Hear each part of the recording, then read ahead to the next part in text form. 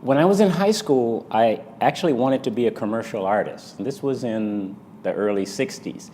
I can draw, and I was wanting to do those line drawings of fashions that you see in the newspaper and have that as a profession.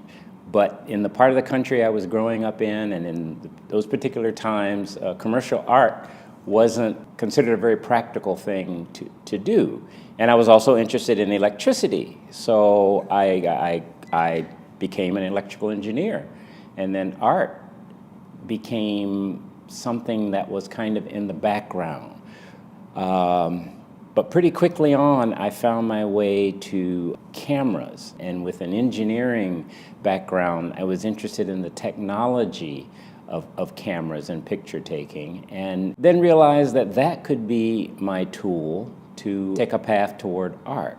So from the very beginning in the late 60s, when I first got sort of serious about photography, that has been my means of creative expression.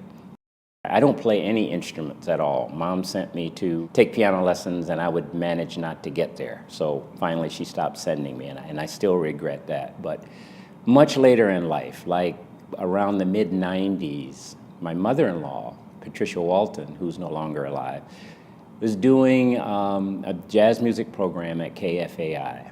I became fascinated with the fact that my non-technical mother-in-law was broadcasting on the radio, and I started following her to KFAI and consequently listening to the music. So it wasn't until the mid-90s that I started listening to jazz music and began pursuing that as at least a second level of creative expression, because now I consider myself a photographer and a writer and a projectionist, but I still don't make music. Early influences were the photographic masters, Steichen, Adams, Edward Weston, those guys, and those very, very perfect compositions and lovely prints and everything. I tried to make photographs like that because I figured that was the way to become an artist with photography. Didn't have any feeling for me. Then I discovered the street, I'll call them the street photographers, Gary Winogrand, Robert Frank. At this point, these were still white men making photographs, and the subject matter was primarily white people. And that didn't hold a story for me. When I discovered black photographers, Roy DeCarava, Gordon Parks, Anthony Barboza, people like that, black photographers who were photographing black people in ordinary situations, doing extraordinary things, actually. And so my compositions today, I claim to be a street photographer. I claim to make photographs very quickly and casually, but always with a fairly serious purpose. So I've always worked with visual themes in mind. Old rhythms making new sense. For women, shaping content. The work that's in this exhibition is being influenced by the word presence. The necessity to create and hold space that allows us to speak to who we all are. These are some pretty extraordinary political and social times that we're living in right now, and situations that many of us thought and hoped and dreamed had passed.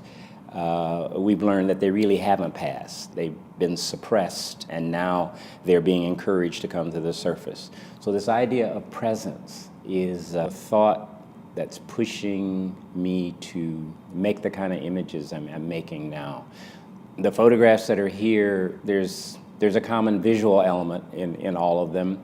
My feet, and well, there's lots of ways to consume the work. I mean, a casual glance, and you see what might be say a comical kind of composition. Well, this guy's running around, he's photographing his feet and whatever. That's nice, that's cute, whatever. And that's great, because I'm all about what do you see and how does it make you feel, and what might you do as a result of what you've seen and how it's made you feel. So if that's the level you interact with the work, that's fine, and you go off and you feel perhaps entertained, you feel a little lighter, and you go off and that. You experience the work in a different way and say, well, these seem rather deliberate. Yeah, his feet, and he's there, and there could be something else at work here. I wonder, whatever. And that's another level of consumption. In the mid-'80s, I was clinically depressed. I was at maybe the peak of my professional career. So I was jumping through the hoops of, being depressed and counseling and blah, blah, and all that. So I was on a trip. I was out in Sedona, Arizona. I was out in the desert, and I was walking across a little stream and standing on a bridge, a little footbridge, and I looked down, and I saw my feet and my shoes, and there was this stream of water running. And I said to myself, I'm not depressed. I'm claiming I'm not depressed. And I made a photograph as a marker of that point in time. That was the beginning of this collection of my feet in places. It didn't have a theme at that point in time. It had a reason, and I carried a little picture in my wallet as a reminder of claiming this space for myself at that time. So from the mid-'80s, I've been making photographs of my feet in places. I have thousands of them. So when the opportunity came to show, I've been thinking about, this is the first time any of them had been exhibited. I've done, Facebook and Instagram and various things with them, but this is the first time they've been exhibited as a group. And like I say, there are thousands of them. So here are, 26 pairs of my feet in places. Something else I say about my work is that I am creating evidence of having been here, because I will not always be here. And when I'm no longer here, I want some evidence of having been here. So I think of my photographs, I think of my writing, I think of all of that as a collection of artifacts of evidence of having been here in an attempt to tell my story. Like I said, there are visual themes that run around. And this isn't finished. This has no finish. This is an ongoing. I will always be working on images that speak to presence, because I intend to be present someplace until I'm no longer present. So that'll always be rumbling around.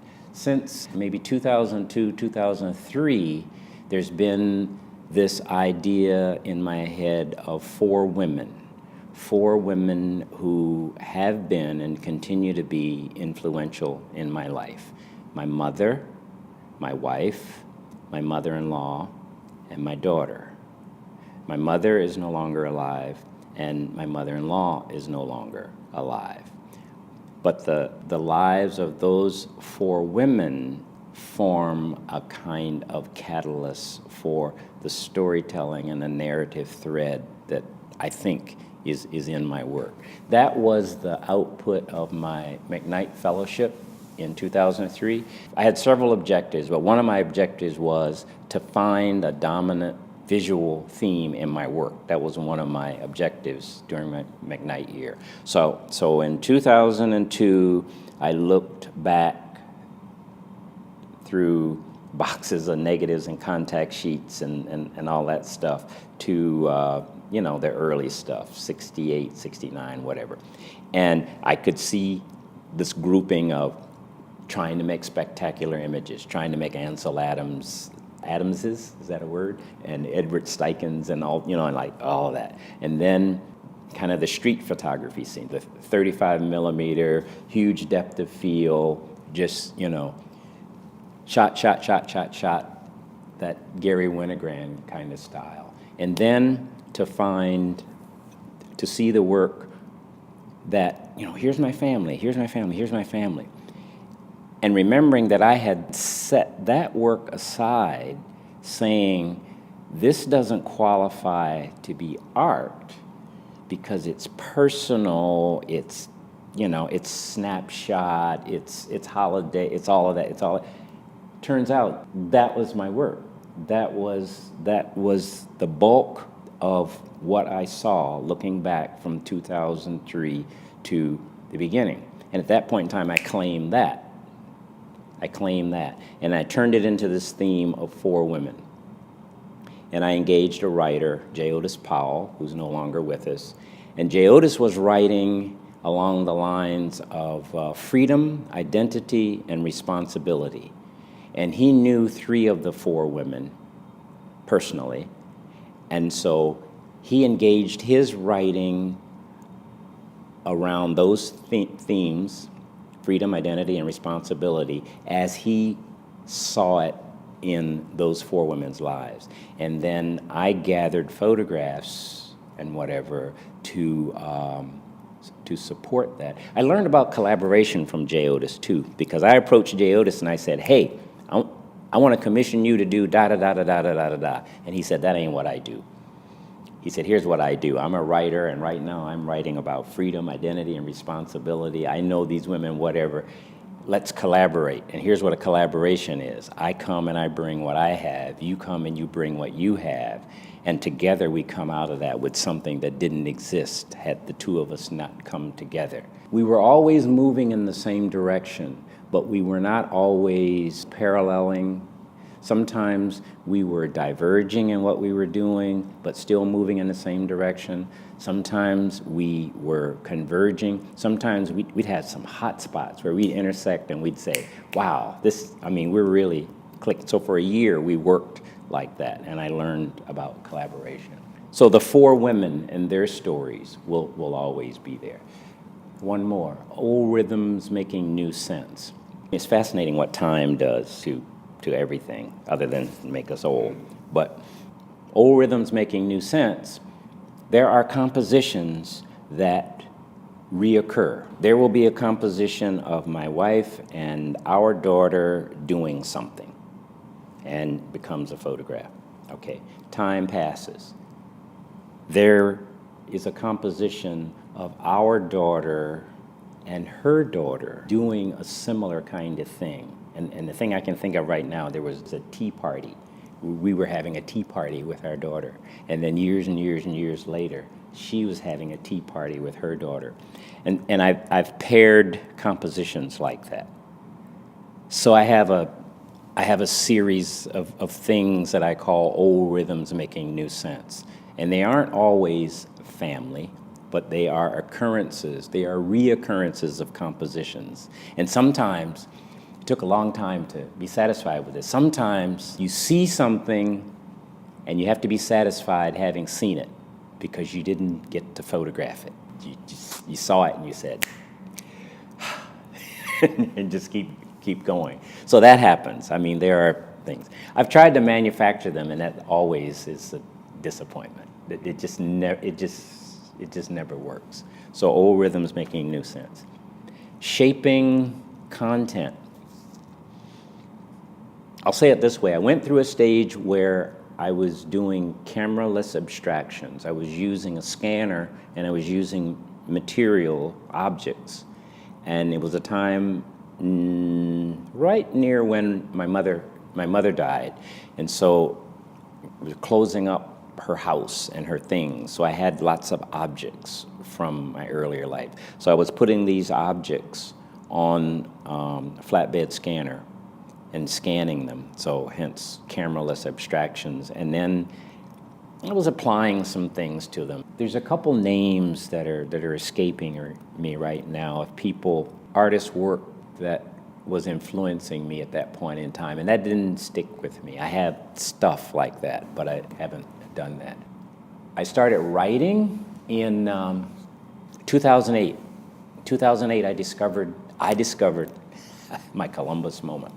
I discovered that Richard Wright wrote haiku in the latter part of his life. He wrote haiku, and he tried to illustrate them with photographs, and I didn't know about any of that. And Richard Wright was never satisfied with any of that work, so he didn't do anything with it. But when he died, his daughter Julia published a book of 800 or 900 haiku by Richard Wright. So in haiku, that structure of 5-7-5, 3 lines, it appealed to the engineer in me because of the precision required to get a thought contained within 3 lines of 5-7-5 syllables, of 17 syllables. So Beverly, my wife Beverly says, you know, that's not haiku. I said, what are you talking about? She said, it's because it's not about nature. She said, haiku's about nature. Yours is not about nature. Oh, geez, what am I going to call them?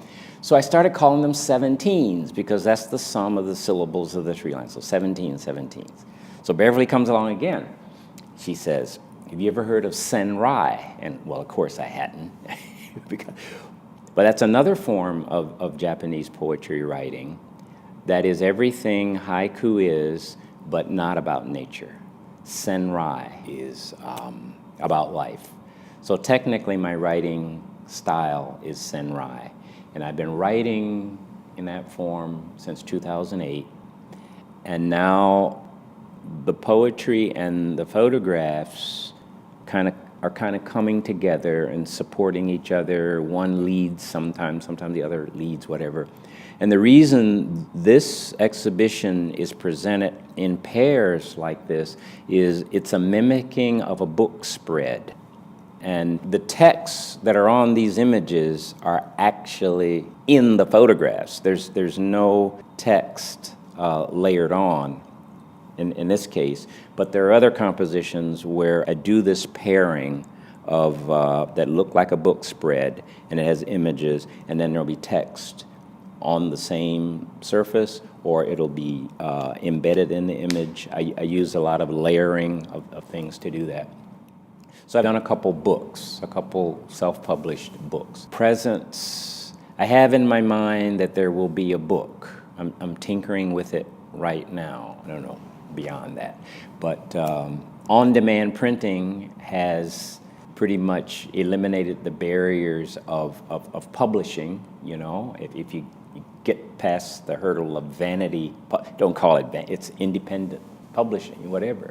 It's one of these wonderful things about time. If we live long enough to look back from where we've come, we can make some sense of a lot of things that didn't make sense when they were happening. So when I was standing on that bridge and saying those words and everything, I wasn't thinking about presents and this is going to be a series of photographs. It was, you know, and that would be the total wrong way to present that. And sitting here now and looking back and saying, oh, okay, yeah, now that event gives foundation to this whole feet thing and whatever. That's not visible. What I said is not visible. So a person walking in and experiencing the work on the wall, no way is going to know that story.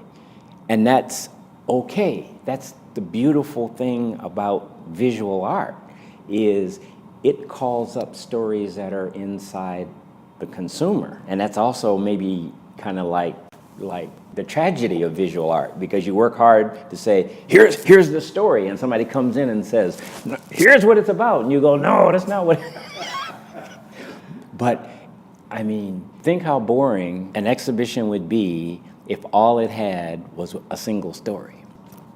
That's my take. I like the thickness, I like the layering, I like the possibilities that can come. Everybody's lived experience counts. And the work on the wall is a stimulus. And you go back and you say, okay, when that happened to me, maybe I, you know, and whatever. There's personal and there's private. And I have a line, you know, and it doesn't happen as much in the photographs as it does in the writing. There is writing that I consider private. And I keep, you know, I mean, I have my journals, and and the writing that comes out that, you know, everybody gets to see, it's personal, but it isn't private. I think everything we do is personal in a way. Otherwise, there is some question about authenticity. If an artist's work doesn't contain something that is personal, I kind of don't get it. But then there's private. There's a realm of private.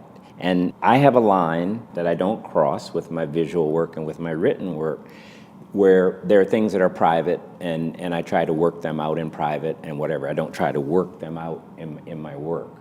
But the stories that I'm telling are personal stories, and I'm hoping that there are universals, that there are universal themes in my personal life that could jump to yours, that could jump to yours, that could jump to yours. We all need to be empowered to tell our own stories. And I say it that way to mean tell our story and tell it ourselves. If you write, if you dance, if you sing, if you snore loudly, whatever your means of exerting your presence in your space is, then do it and leave evidence of having been here and explain to people who you are and what you're about.